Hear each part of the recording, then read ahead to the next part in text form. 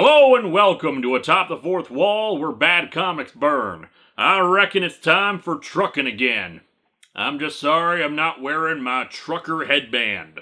Previously on US-1, Ulysses Solomon Archer, aka US-1, was challenged by Baron von Blimp, an agent of the demonic highwayman, to a race. Naturally, with a name like von Blimp, you shouldn't be surprised that his vehicle was a biplane. Nah, I'm kidding, he had his own dirigible, which he used to try to kill US, but we got to see US actually be intelligent and plan ahead, creating new technology to prepare himself for the battle, making his already ludicrous rig into a full-fledged battle wagon with surface-to-air missiles, radar tracking technology, and even use his CB skull to hack into radio transmissions. Also, chickens were involved somewhere in there. So let's dig into US-1 number 5 and see what sort of ridiculousness we have in store for us this time. Welcome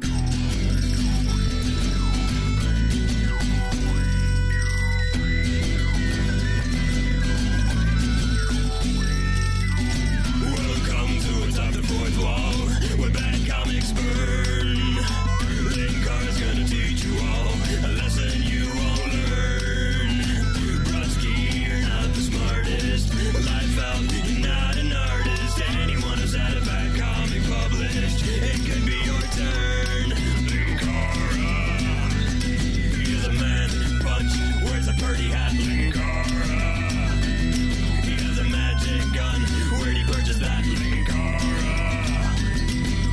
coins, robots, Amazon and trucks. Linkara, this comic sucks. Linkara. Dope. Dope, dope, dope, dope, dope, dope, dope, dope, dope, dope. Nothing like seeing a comic from the 80s to make you really appreciate classic cover design that actually informs you of what's going on in a comic. Don't get me wrong, this cover is not exactly the most spectacular thing ever, but it tells you exactly what to expect in this. A giant maze that US-1 will have to traverse that features glaciers, tornadoes, and volcanoes. It's not just the characters posing or something, it actually tells you what to expect in this comic. Facing the maze. Yeah, and speaking of facing the maze, is the truck falling into the maze? Because it's at a weird angle, and I'm pretty sure his rig can't fly. Yet, anyway. I know, it's coming up eventually. We haven't reached peak insanity for this series yet. We open on Baron von Blimp's dirigible floating over the North Atlantic shortly after the last issue, and apparently flying higher than a passenger jet. I would critique this fact, since blimps, while capable of rising up to 10,000 feet, normally would not do so, since it would mean releasing so much fuel that the return trip down would be a lot bumpier, so it's usually no more than 2,000 to 3,000 feet. But this is comic book science in a book where a guy can control a truck with a silver dollar, so really this is the least of its problems. Ulysses Solomon Archer will pay for subjecting my beautiful Zeppelin to the ravages of nature. Dude, that water damage was your fault. This is what happens when you don't clean out your gutters. And from the ravages of those escaped chickens! Not a good sign for your recurring villain when he's easily bested by poultry. Back over to US, he and Retread are trying to do what I suggested last time, pick up the signal of the homing device planted on the Baron, but either it's been knocked off or it's out of range. And since they can't find the Baron, they might as well finish off the job they had started with their little contest and drop off the cargo of chickens, who are probably all very spooked by now thanks to all the bombs dropping. Oh, yes, and of course there are all those chickens who were left out to die in the desert. Good work with that. The hours pass and the miles rumble by, the time chewed up by the conversation, the distance gulped down by the hungry wheels. Oh, right, so the wheels ate the chickens. That works too. And so they roll in and meet up with the checkered coat-wearing foghorn leghorn guy. He reassures US that the contest was indeed legit, but US is confused as to why the reporters aren't here for the publicity stunt then. Foghorn says the reporters were here, but they left after they got their story. Got what story? The story, I say story, of the person who won the race. A person who wasn't even supposed to be in it. My god, Retread has been playing us all for fools this whole time, and he won the race! No, as it turns out, it was Taryn O'Connell, that other love interest for US that might be Midnight. And yes, I could just look ahead and find out, but I want to be surprised at the same time as all of you. Except for those of you who have read ahead already and told me. Whoops. Anywho, she explains that when they announced the race, she asked the Colonel if she could participate too, and just nobody told US or the Baron she was in it. Although I'm confused how the hell nobody would notice her driving up behind them. They don't call me tearing down the highway for nothing, US. I thought they called you that because they were really bad at nicknames. But I still don't see how you can beat me in a race I didn't even know you were in. You probably want the contract for chicken shipments that was the prize for winning this contest. But you could at least have tried to win fair and square. And technically, she did. She's the only person in this race who wasn't trying to cheat with deadly weapons. What? Are you accusing me of cheating? Just because I took advantage of a cheat that turned on no clipping doesn't mean that I was cheating. Before any fists can start flying, Mohawk McChicken suggests another race to settle this, to deliver chicken parts to their distributor. The winner, I say winner, will get that lucrative chicken packing contract, and we get that much more free publicity. What, I say, what do you say? I say the publicity stunt was a truck versus a blimp. I don't think trucks racing other trucks is really going to be that much of a pull. I mean, how do you even advertise that kind of a thing? And we got trucks. Yeah. Trucks. So the chicken parts are loaded up and the race is readied. Okay, Taryn, this is it. Good luck. But don't think I'm gonna take it easy on you just because you're a girl. Wow. Dick? Not him saying he wouldn't go easy, but just that he felt the need to bring that up at all. What the hell, man? I mean, why exactly did he need to go out of his way to point that out? Especially when we established in the second issue that she's kinda got a thing about gender equality in the trucking industry. And yeah, she does not take that remark well at all. I'm gonna beat that bozo 6 ways to Thursday! He's gonna be eating so much dust he'll think he's a vacuum cleaner! See, now vacuum cleaner versus truck would have made for a better promotional stunt. Unfortunately, her truck won't turn over. She looks at her engine and discovers that somebody disconnected the distributor wires. And I guess I know just who that somebody was! They don't call me Carl for nothing. Yeah, she suspects that US did it, but it's easily fixed and she's on the road, already planning to make up her lost time with a shortcut she knows about. Meanwhile, over to US and Retread. That's funny, Retread. I was sure we'd have seen Taryn barreling down on us by now, trying to get in the lead. Well, maybe she was delayed. My god, it was Retread who did it! That diabolical mastermind! Retread wonders why they're even bothering with this race when they should be looking for the highwayman. US explains that since they don't know where to start looking, they'll have to wait to be attacked. Besides, since this whole crazy business with the highwayman started, I've hardly hauled any freight. I need some cash to pay for the lawsuits against me for all those caltrops I've left behind on the road. I was beginning to forget what being a trucker was all about. Driving around in fucking trucks. Life on the open road. And a kind of freedom most men only dream about. It's helping to haul the goods of a great nation, keeping it moving and growing. It's hard work, sure, but if it's the right work for you, it's the greatest job in the whole world. I've always loved this life, Retread. I guess I always will. Take that, Denny's! America doesn't taste like pancakes, it tastes like trucker! Wait. There's a sign for a detour, which confuses US since they didn't spot that when they first came in. Man, this is the worst stretch of roadbed I've driven in a long time. Off-road traction! More power for non-stop driving action! Taryn contacts them over the radio and lets them know she set up the detour as revenge for her engine. Must be some really good shortcut if it gave her time to set that up. Or does she just keep detour signs in her truck? Although US is confused about what she's talking about. They soon suspect that the highwayman has something to do with this, first from rocks falling down the side of a mountain, then a downed power line, and then an iceberg blocking their path, plus hail. Hail, US! Now it's hailing on us! Ha ha ha ha! That's not how hail is spelled. Because poor literacy is... Roger that, good buddy, 10-4. It's the Highwayman! It must be! Remember when he disguised himself as an old man? Told you he'd gained strange powers by selling his soul to the devil! It must have been true! So the devil is interested in trucker souls and marriages.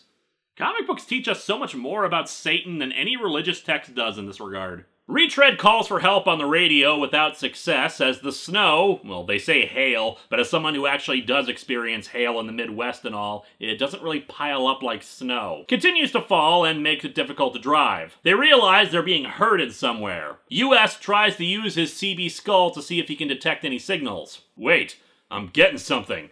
It's fuzzy, but it's there. A very definite signal. It's got a pattern to it, but it's not like anything I've heard on the airwaves before. Uptown Funk gonna give it to ya.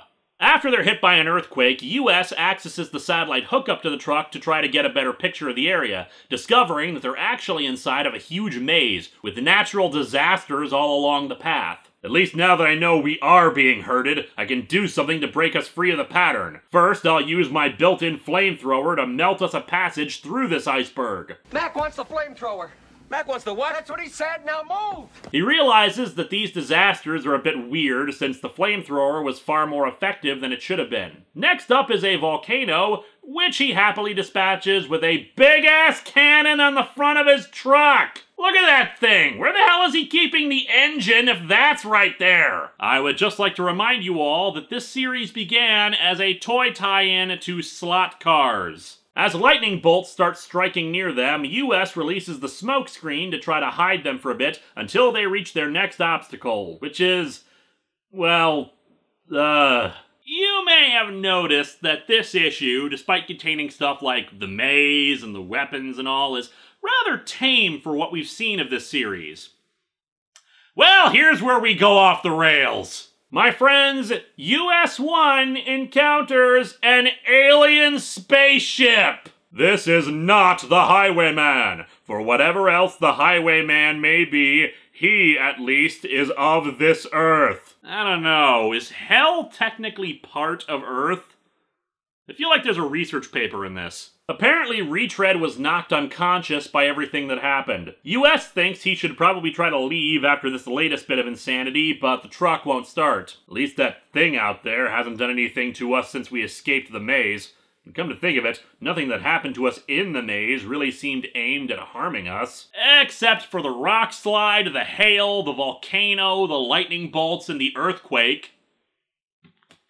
US gets out of the truck to say hi to the alien. That's funny. This isn't how I remember the UFO ending of Silent Hill Origins going down. I'm US Archer. Who you? Who me? Me.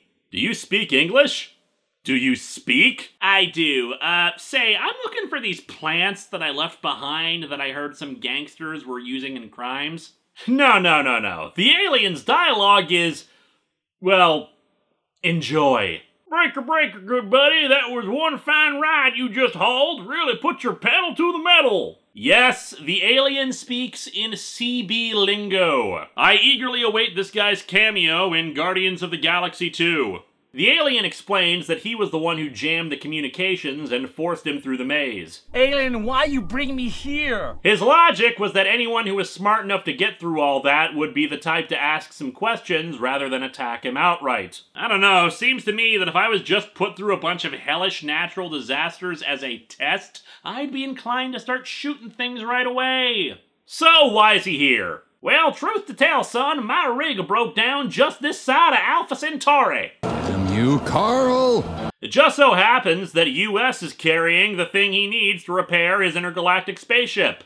Chicken parts. Yeah, the ship actually uses organic integrated technology, so he needs some chicken parts to augment some of his systems. Works a whole lot better than that stuff you folks use. Cheaper, too. You know, I never thought of using chickens as alternative energy, but there you go. And so, with the few bits of chicken, he repairs his ship and flies off. US is a bit distraught, not even getting any answers to questions he has, plus being sad that Tamarin is going to win the race, which you'd think would be the last thing on his mind after meeting an alien! US returns to his truck, where Retread is finally coming around. He has a hard time believing US's story about an alien, but not for long. The alien transmits a message to him, saying how he realizes he was in the middle of a race, and the whole maze thing kind of put a delay on that, so as thanks for the help, he uses a tractor beam to lift the truck up and carry them the rest of the way. The airborne semi soars over the countryside, soon losing altitude as it approaches the finger-licking chicken headquarters. Over the road racing, above the road, under the road, who knows? What's more, they even get there ahead of Tamrin, who rolls her truck in and is shocked to see them get there first. US asks her why she thought he had messed up her engine. She tells him how the distributor wires were pulled, and Retread admits that he was the one who did it! Wait, my joke was accurate? Retread is a diabolical genius? I just thought you got a raw deal in that first race with Baron von Blimp. You probably would have beat Terran then if the Baron hadn't attacked you. He apologizes, and rightly so! To be fair, everyone is a cheater here in one way or another, but this all started because of Retread doing such a dickish thing like that. And yeah, the contract was lost initially because of fighting the Baron, but fighting the Baron was more important than a contract with frickin' chicken. 'Cause that's some good f***ing chicken. And so our comic ends with Tamrin still wanting an explanation how they got here first, and Retread says the alien did it.